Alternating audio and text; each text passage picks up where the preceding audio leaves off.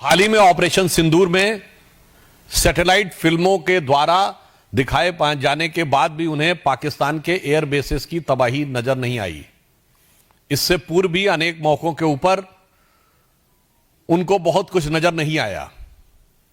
जब सीए आया था तो उनको उसमें सीए के नोटिफिकेशन में प्रोसिक्यूशन शब्द नजर नहीं आया।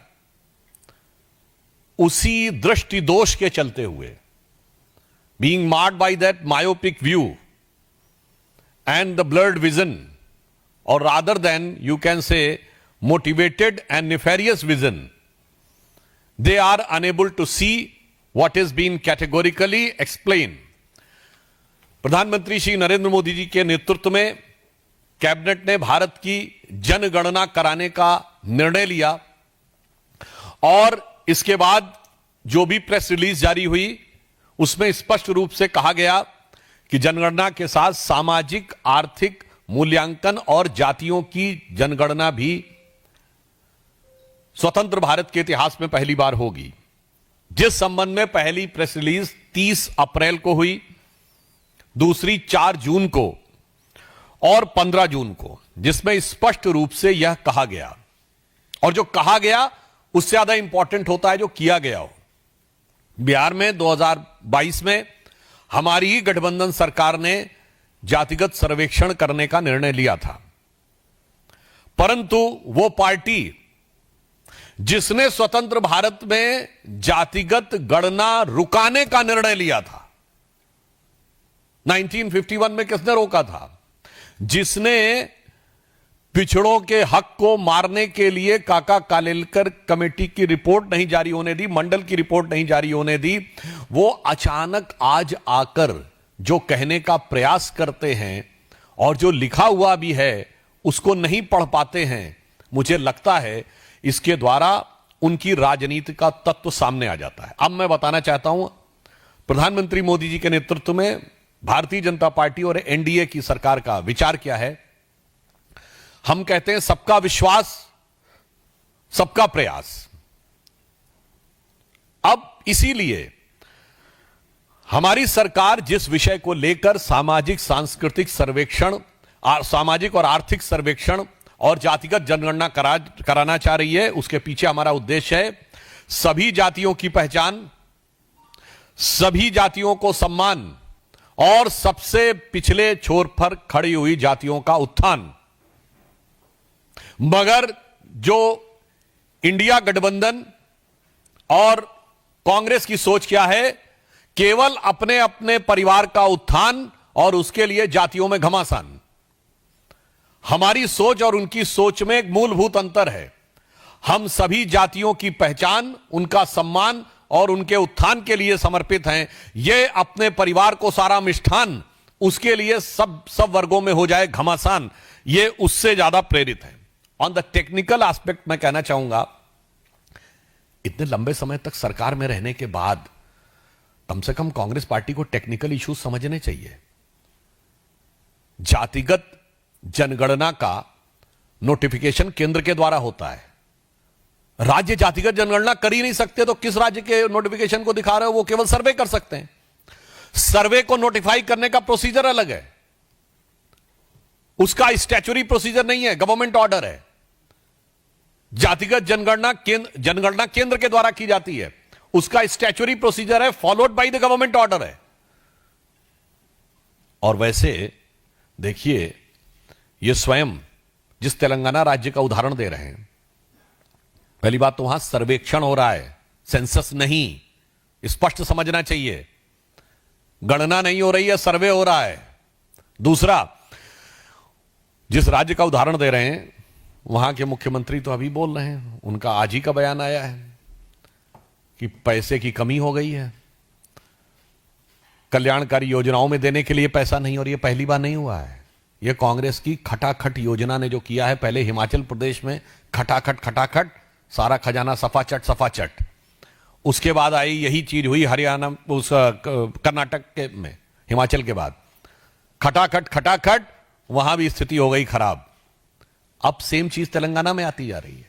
यानी यह साफ दिखाई पड़ रहा है कि कांग्रेस जहां जहां सत्ता में आती है, इनका खटाखट मॉडल देश के विकास के लिए एक बड़ी चुनौती बनता हुआ जा रहा है, क्योंकि यह समग्र आर्थिक विकास को ध्यान में रखकर नहीं विकास करते। हमारे राज्यों में यदि कल्याणकारी योजनाएं काम कर रही हैं, उसके साथ साथ राज्य में नए संसाधनों का भी संचय उसी दृष्टि से हो रहा है। इसलिए मैं एक पंक्ति में कहना चाहूं, जहां जहां ही कांग्रेस आई वहां वहां आर्थिक दृष्टि से हो गई तबाही। और यह उदाहरण हिमाचल, कर्नाटक और उसके बाद तेलंगाना में दिखाई पड़ रहा है। इसलिए मैं कांग्रेस पार्टी से स्पष्ट रूप से कहना चाहूंगा कि आप वो पार्टी हैं जो जातिगत आधार के ऊपर इस देश में एक दूसरे से लड़ाकर अपनी राजनीतिक रोटी सेकना चाहते थे। ये वो पार्टी है जिनके समर्थकों ने कभी, याद करिए, बिहार में एक दौर में नारा चलता था, भूरा बाल निकाल रहा हूं, ये 4 जातियों का प्रतीक था।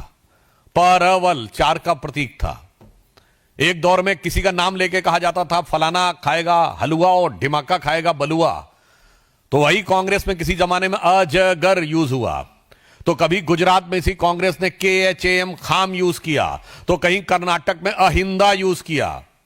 मगर मोदी जी ने क्या कहा? सबका साथ, सबका विकास, सबका विश्वास, सबका प्रयास। यूज सारी जातियों का नाम किया, मगर सारा अर्पण अपने को ही किया।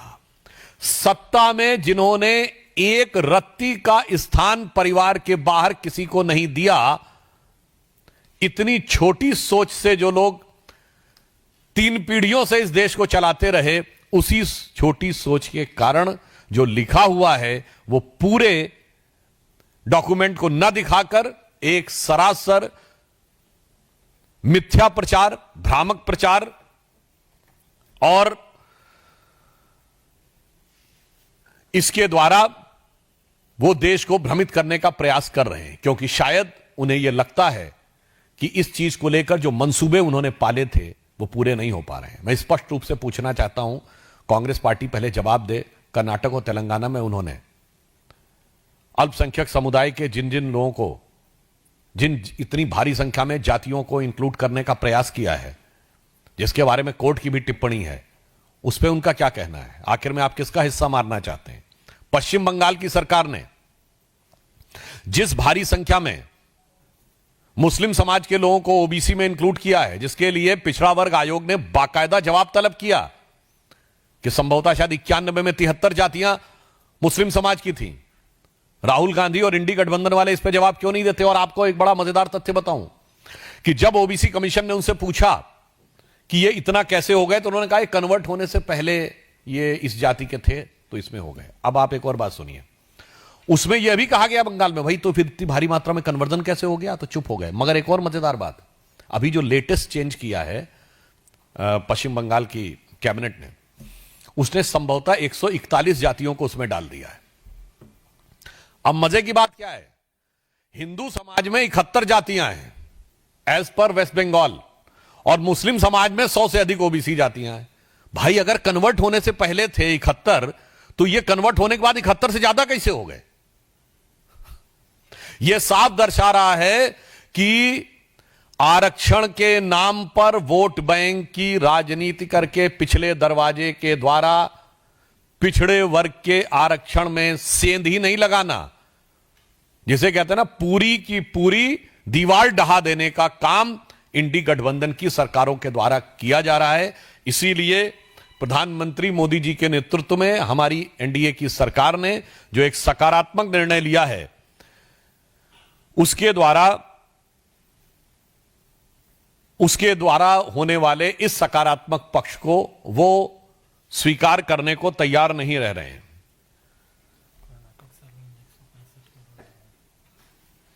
वैसे कर्नाटक में सर्वे में उन्होंने 165 करोड़ रुपए लगाए हैं और आप कह रहे हैं रीसर्वे कराएंगे।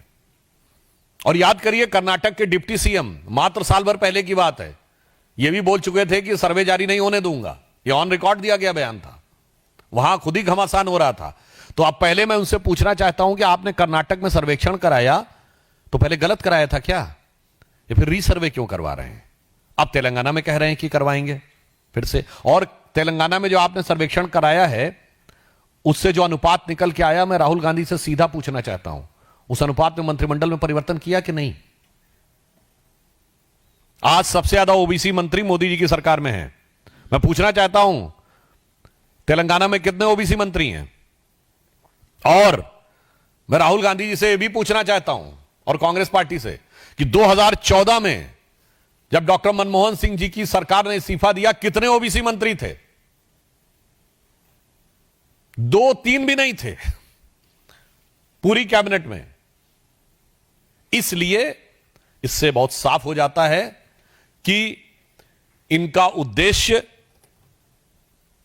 समाज के अंदर भ्रम पैदा करना और अपने परिवार के हाथ में सत्ता रखना है। चूंकि वह उद्देश्य बिखरता हुआ नजर आ रहा है, इसलिए इस प्रकार के प्रपंच, झूठ और मिथ्या प्रचार का सहारा लिया जा रहा है। प्रश्न